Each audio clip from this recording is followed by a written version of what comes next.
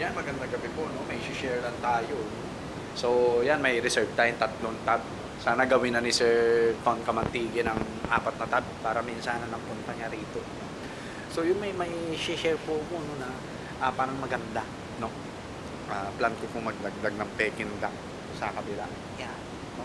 Kasi meron ako nakita doon sa pet shop na tinda na Peking duck po, no? At maganda pong alagaan ng Peking duck kasi pang meat siya, no? And mataas po ang value.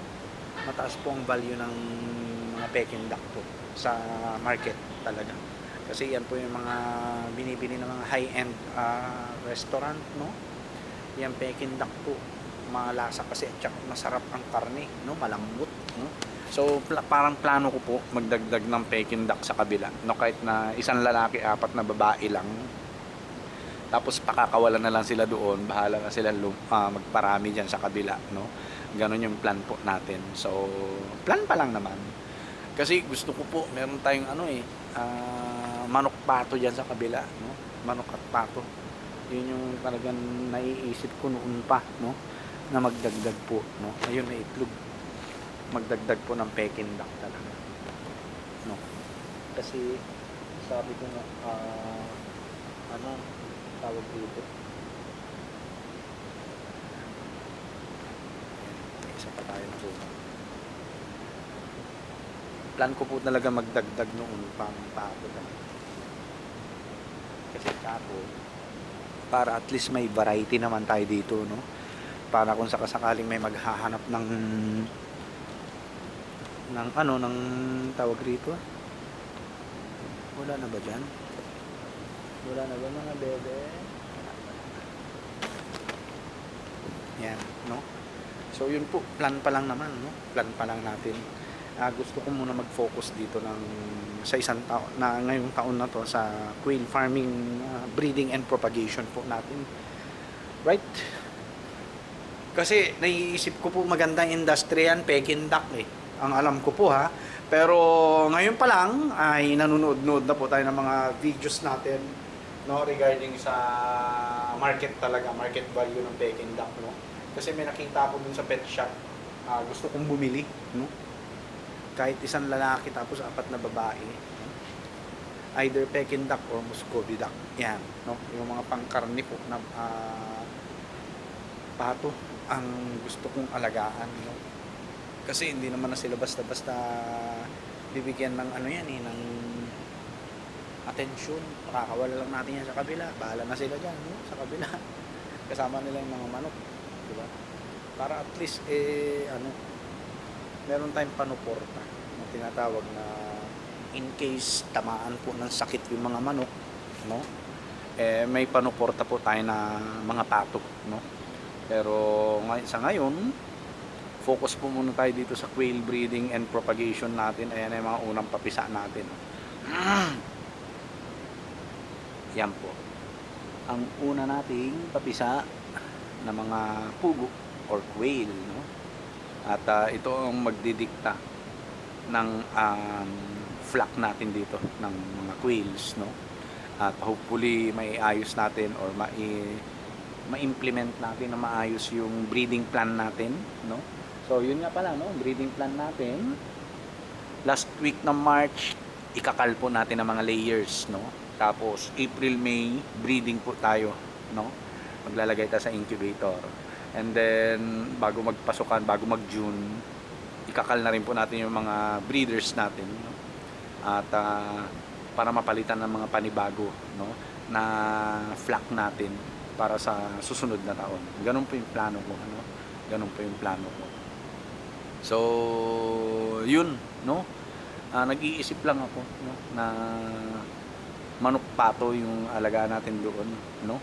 At para at least dala-dalawa, no?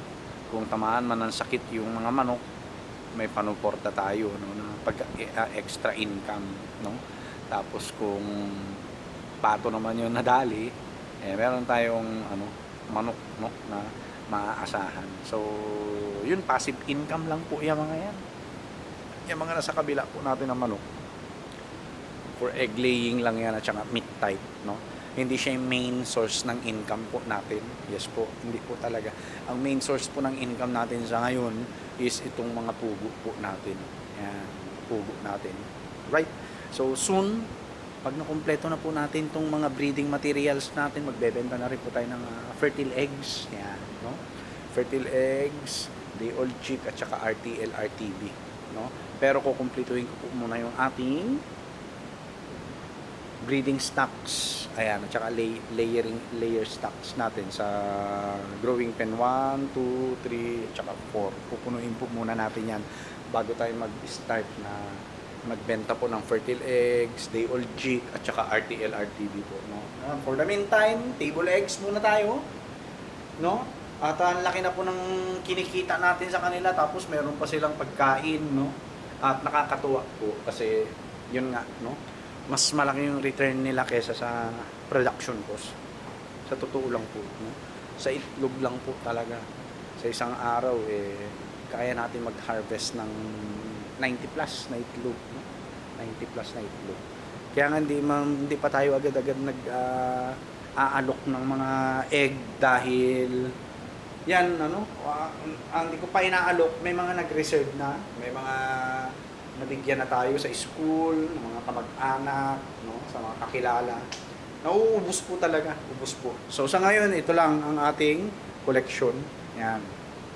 So bukas na natin ito isasalansan sa ating mga tab, no? At pupunin na rin yan ni Sir Ton, no? Wednesday, sabi ko sa kanya, punta siya para at least meron tayong 4 na tab, no? Kunin niya na yung 4 na tab, no? 60 pesos per tab po tayo, no? So reserve niya, bali kung kukunin niya 4, 240 pesos po yun, no? So di ba, ang ganda po ng kitaan dito, no? At iniisip ko po, no, kasi na-try ko kung pakainin tong mga to ng yung ayun, yung pure blend. Itlog ulit. Yung pure blend po na feeds, no? Maganda rin po. Kaso nga mas mahal. Or mas mahal dun kay Bossing kaysa dun sa kay Laksamana kasi feeds po nila, yung Pilmeco na Quail Lay Eggs ay 1,600 pesos, no? Kasi may discount na tayo kay Laksamana, no? Marami tayo kung bumili kasi sa kanila. Kaya meron na tayong discount, no? Discounted na. Kaya mura na po yung pagbili natin ng feeds sa kanila, no? Ayan, no? So siguro hindi na tayo lalayo, no? Hindi na tayo lalayo ng feeds natin. Pilmeco Quail Lay Eggs na lang talaga. Yung pangpugo lang talaga, no? So yung mga manok natin sa kabila magpapasukan na, hindi pa tayo nakapagbawas, no? So sabi ko kay mama, hayaan na lang muna namin na ganyan yung mga yan, no? Basta't bato-batuhan na lang ng pagkain, no? At para at least makatapos ang tag-ulan, sana dumami sila, no? Pag nagmamanada na yung mga lalaking, mga asil looking natin na pinakawalan dyan, no? At yun, no? At para sila na magparami sa sarili nila, no? Tapos babato-batuhan na lang ng kung anong mga tira-tirang pagkain, no? Hindi na natin sila pagfofokusan po ng ng tawag dito, ng resources po natin. Ang focus po natin itong mga quail natin, no? Kasi magpaparami po tayo ng pugo. So kailangan focus yung production cost natin sa mga pugo or sa quail natin, no? Kasi talagang aminin ko po, kinukulang tayo ng supply ng quail eggs. Yes po, no? Lumalawak na po yung market natin, kaya yun, kailangan natin magparami para at least ma-accommodate natin yung mga tawag rito, mga customer po natin, no? At para at least malaki na rin yung kitain po natin, no? At hindi naman lalaki yung kikitain natin kung hindi tayo magpaparami. Yes po, no? Hindi po lalaki ang kikitain natin kung hindi tayo magpaparami. Nga lang, kailangan control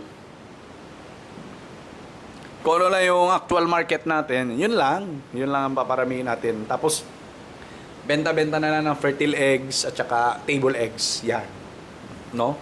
Para at least tawag rito, pitik-pitik lang, no? Kahit paunti-unti ang kita sa itlog. Pero pag fertile eggs po, 5 pesos isa, malaki-laki rin, no? Lalo nung pinakyaw po ng mga graduating student ng Primsu, yung fertile eggs po natin, yun, laki kinita natin sa kanila. 1,900 pesos po, no? At kakatuwa, no? Isang bilihan lang ng mga fertile eggs po natin, nabawi agad natin yung isang sako ng feeds po nila, no? Isang sako ng feeds po nila. Nakakatuwa, no? At ayan, bago tayo pumasok sa school, kailangan ma-secure muna natin ang pagkain ng ating mga alaga, no? So bibili na ako ng isang sako ng Pilmeco Quail Lay Eggs. Tapos dadagdagan ko na po yung pagkain ng pangsisiw, no? Para at least hindi na tayo namomroblema, no? Hindi na tayo namomroblema. Alright? May stock na po sila, may stock na. So, yun, no? Ang mga future plans po natin, no? Sana hopefully makabili tayo ng makapag-decide tayo, no? Na makabili na tayo ng Peking duck o kaya Muscovy duck. Yan po naman dalawa ang pinagpipilian ko, eh. Yung mga pangkarne na ducks. Okay? Kasi medyo gusto ko ng variety kahit paano dito sa kabila. May manok, may pato, no? Para at least marami tayong pagkukuhanan ng extra income. Right? So sa ngayon, table eggs or quail eggs lang po muna ang ating offering. Soon, pag nangitlog na po at magaganda na yung quality ng itlog ng mga manok natin sa kabila, magbebenta na rin po tayo ng itlog ng manok, no? Itlog ng manok, no? So, yun lang po. God bless po sa ating lahat. Peace.